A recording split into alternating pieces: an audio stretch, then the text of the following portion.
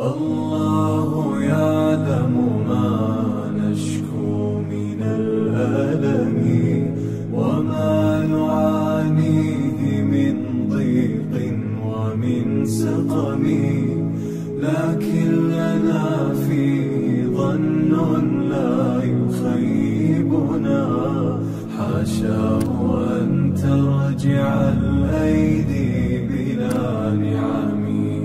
كم جاد من فضله قبل السؤال، وكم أعطى وأغنى بمحض الجود والكرم. الله يعلم ما نشكو من الألم وما نعانيه من ضيق ومن سقم. الله يعلم